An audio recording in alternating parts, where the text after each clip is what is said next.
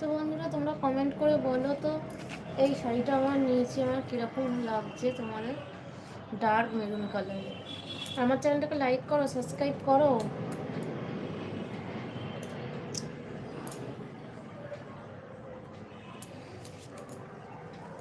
কী করবো বলে নিলাম, সুতোটা পুরো জড়িয়ে গেল।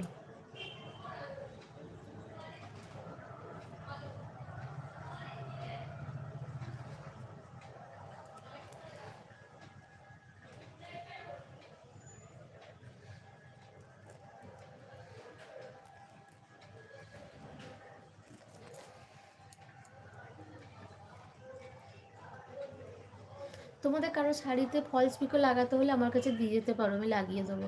পয়সা নেবো না, বন্ধুদের থেকে তো পয়সা নেওয়া যায় না।